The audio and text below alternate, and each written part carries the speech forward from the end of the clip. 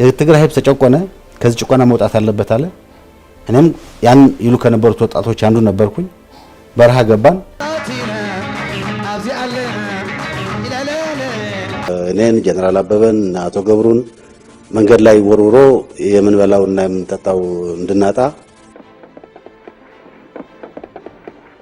we had to incapacitate the Eritrean Air Force ሰው ላይ የነበረኝ አቋም አሁን ያነሳሁት አይደለም ሰንትራል ኮማንድ ያለውም ያነሳሁት ጉዳይ ነው አሰብ የኢትዮጵያ መሆን አለበት Yes I can hear you Hello Mr. Ambassador በጦርነቱ እያለቀ ነው ያለው ከማን ጋር ነው የምንደራደረው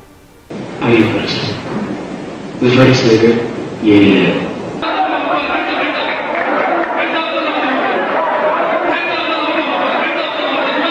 በ1993 ዓመተ ምህረት ህወሓት ሀገር ማስተዳደር በጀመረ በ12ኛው ዓመት ድርጅታዊ ቀውስ ገጠመው።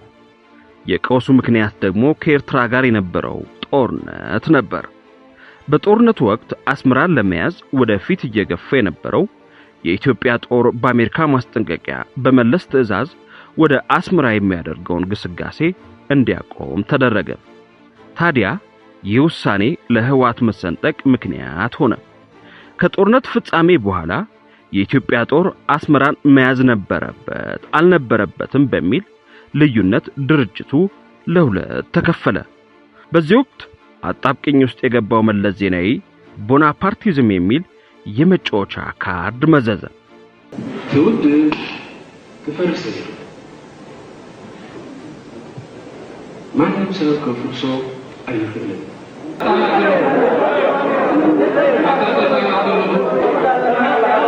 በዚህ ግራጋቢ የግምገማ ቃል ካቶ መለስ በተቃራኒ ነበሩ የህወሓት ሰዎች በስብሰዋቸዋል ተብለው ከድርጅቱ ተባረሩ። ይህ ድርጅታዊ ቀውስ አንጋፋ የነበሩት የድርጅቱን አመራሮች አቶ ስዬ አብርሃ፣ ገብሩ አስራት፣ አረጋሽ አደነና ተወልደ ወልደ ማርያምን ጨምሮ ሌሎችንም ከፓርቲውና ከመንግስታዊ ኃላፊነት እንዲባረሩ አድርጓል። ይህን የህወሓትን ክፍፍል ተከትሎ ስልጣናቸውን ተነጥቀው ከተባረሩ አንጋፋ ታጋዮች መካከል የወቅቱ የመከላከያ ሰራዊት ኤታማዦር ሹም የነበረው ጀነራል ጻድቃን ገብረትንሳኤ አንዱ ነበር። ከክፍፍሉ በኋላ መቀሌ ተሰበሰቡ። መቀሌ ተሰብስበው ያው ያኔ በነተወልደ ነስዬ ነገሩ ስብሰባውን አንካፈልም ብለው ወጡ። መለስ ተመለሰ። ከተመለሰ በኋላ የነሱን ቢሮ መዝጋት ጀመረ። ያኔ እኔ ከመንግስት ለመውጣት ወሰንኩኝ። ጀነራል ጻድቃን ከመንግስት ለውጥ ጀምሮ ካቋቋመው መከላከያ ሰራዊት ኃላፊነቱ በግፍ እንዲነሳ ተደረገ። ነገር ግን ቂመኛዋ ህወሓት ጀነራል ጻድቃንን ከስልጣን ማንሳት ብቻ በቂ ሆኖ አላገኘችውም። የዕለት የገቢ ምንጭ ሁሉ እንዲነጥፍ በማድረግ ልጅ ማሳደጊያ እስኪያጣ ድረስ ግፍ ሰርታበታለች።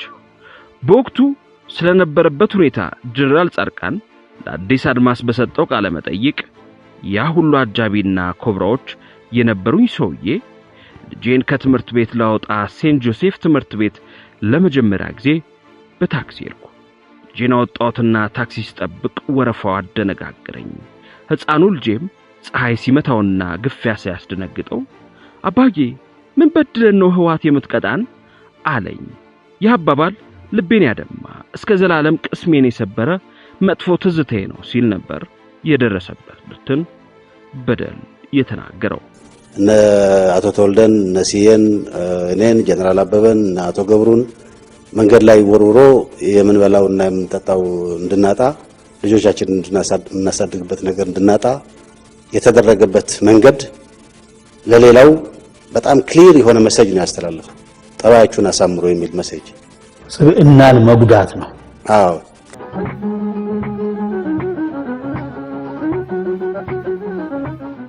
ጻድቃን ገብረትንሳኤ በደርግ ዘመን የ4 ኪሎ ዩኒቨርሲቲ የባዮሎጂ ተማሪ ነበር።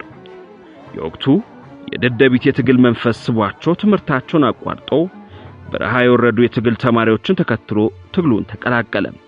በትግል ዘመን የተዋጣለት ስትራቴጂስት ታዋጊ መሆኑን በተለያዩ አውደ ውጊያዎች ያስመሰከረው ጻድቃን ገብረትንሳኤ የህወሓት ተዋጊዎችን እየመራ ቀድሞ አዲስ አበባን የተቆጣጠረ ወታደራዊ መሪ ነው። ጻድቃን አዲስ አበባን ሲይዝ እነመለስ ከደርግ ባለስልጣናት ጋር ለንደን ላይ እየተደራደሩ ነበር። ጻድቃን የሚመራው የህወሓት ጦር አዲስ አበባን መያዙ ከታወቀ በኋላ ግን ድርድሩ ዋጋ ቢስ ነበርና እነመለስም ድርድሩን አቋርጠው ወደ አዲስ አበባ በረሩ። ጀነራል ጻድቃንም አዲስ አበባን ሙሉ በሙሉ ተቆጣጥሮና 4 ኪሎን አጽድቶ ለነመለስ አስረከበ። ኢህአዴግ ማዕከላዊ ስልጣኑን ከተቆጣጠረ በኋላ ጻድቃን ገብረትንሳኤ ለ10 ዓመታት ያህል በሌተናል ጀነራል ማዕረግ የኢትዮጵያ መከላከያ ሰራዊት የጦር ኤታ ማጆር ሹም ቺፍ ኦፍ ስታፍ ነበር። የትግራይ ህዝብ ተጨቆነ፣ ከዚህ ጭቆና መውጣት አለበት አለ። እኔም ያን ይሉ ከነበሩት ወጣቶች አንዱ ነበርኩኝ። በረሃ ገባን። ተርፋለሁ ብዬ አላሰብኩም። ከነ ቤተሰቤ ነው የገባሁት። የተረፉት ተረፉ፣ የቀረነው መጣን። አገር እናስተካክላለን ብለን ያኔ በነበረን ዕውቀት ያኔ በምናውቀው መጠን ለመስራት ሞከር።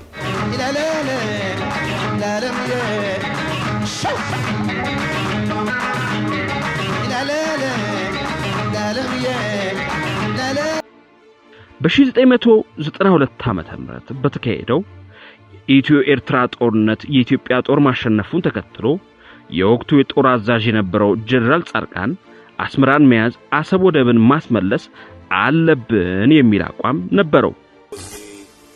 ሚሊተሪ ኤር ቤዝ ኢን አስመራ we had to incapacitate the Eritrean Air Force አሰብ ላይ የነበረኝ አቋም አሁን ያነሳሁት አይደለም። ሰንትራል ኮማንድ ያለውም ያነሳሁት ጉዳይ ነው።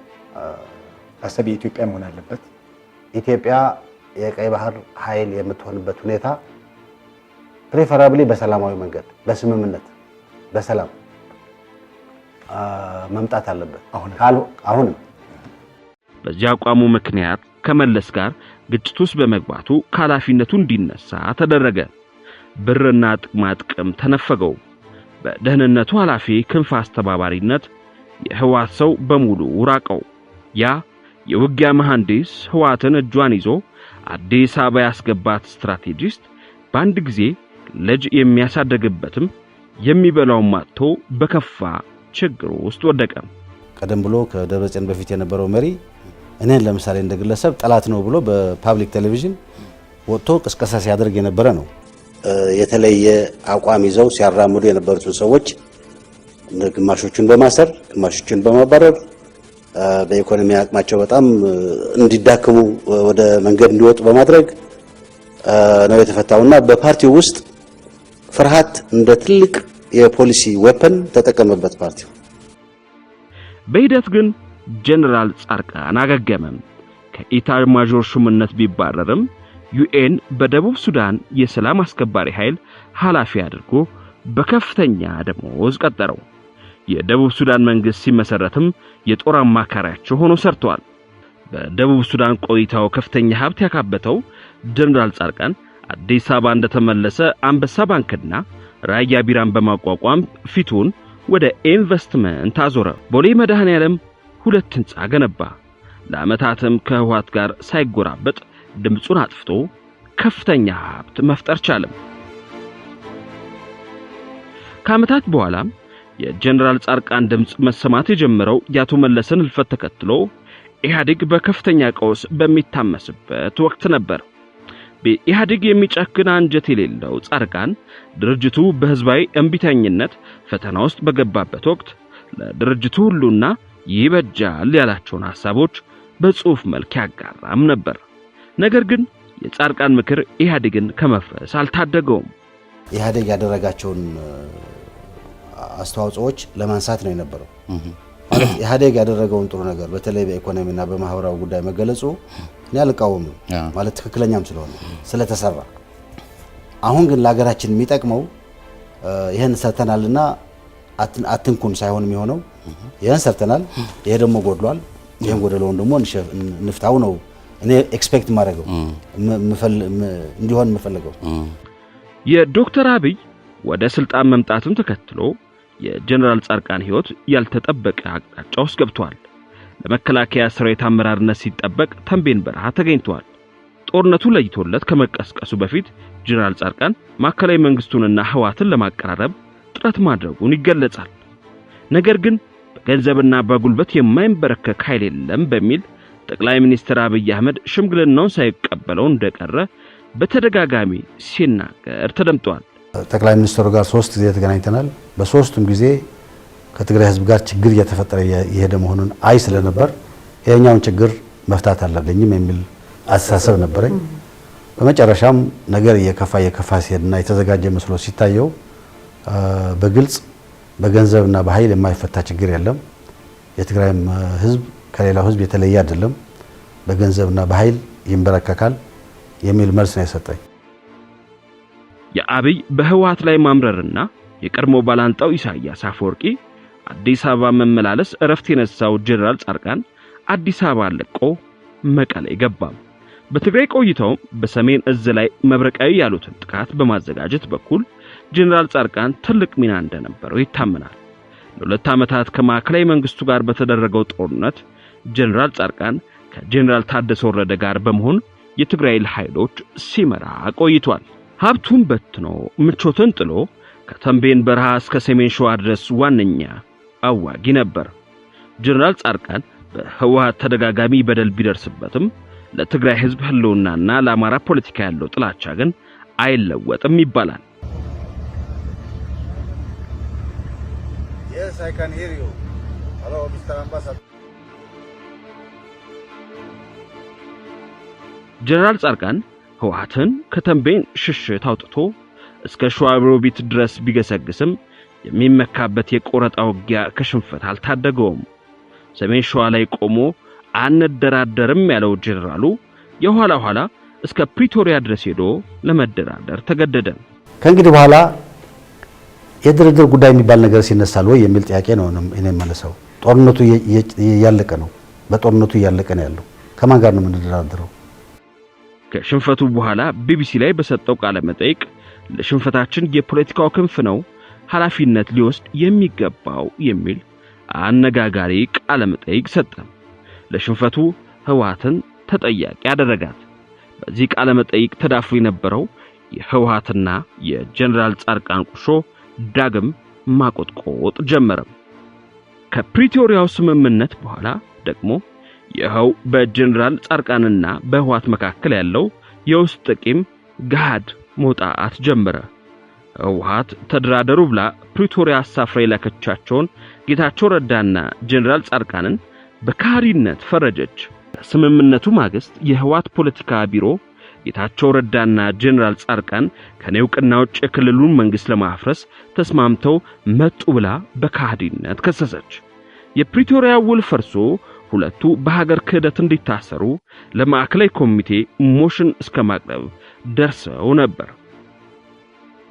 የህወሓት ጽፈት ቤት ጀነራል ጻድቃን ከ1993 በኋላ ቄም ቋጥሮብናል የሚል አቋም ነበረው። የክልሉ ጊዜያዊ መንግስት ሲደራጅ ጀነራል ጻድቃን ወደ ስልጣን እንዳይመጣ በነ ደብረጽዮን ቡድን ከፍተኛ ዘመቻ ሲካሄድበት ነበር። ነገር ግን ጀነራል ጻድቃን በጊዜያዊ አስተዳደር ውስጥ በምክትል ፕሬዝዳንትነት የልማትና መልካም አስተዳደር ዘርፍ አስተባባሪ ሆኖ ሰርቷል። ይህ በህወሓት ዋናው ቡድንና በነጌታቸው ጻድቃን ቡድን መካከል ሲካሄድ የነበረው ውስጣዊ ፍትጊያ በመጨረሻ በነ ደብረጽዮን ቡድን አሸናፊነት ተደመደመ። ጌታቸው ረዳና ጀነራል ጻድቃንም መቀሌ ለቀው ወደ አዲስ አበባ ኮበለሉ። ጀነራል ጻድቃንም በድጋሚ በህወሓት ክህደት ተፈጸመበት።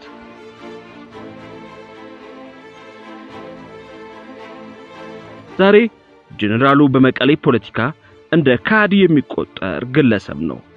የትግራይ ህዝብና የክልሉን ጥቅም አሳልፎ የሰጠ ካዲ ተደርጎ ተፈርጇል። ምንም እንኳን ዛሬ በ1993 ዓመተ ምህረት ከስልጣኑ ሲባረር እንዳጋጠመው አይነት የኑሮ ችግር ባይደርስበትም ከ25 ዓመት በኋላ ታሪክ ራሱን ይደግማል እንዲሉ ጀነራል ጻድቃን የከፈለው ዋጋ ተዘንግቶ በካዲነት ተፈርጇል። ዛሬ የጠቅላይ ሚኒስትሩ የቅርብ ሰው ሆኖ የሚታየው ጀነራል ጻድቃን ነገ በየትኛው አሰላለፍና አቋም እንደምናየው እርግጠኛ መሆን አይቻልም። أبزي علنا نصاتينا أبزي علنا إلى لا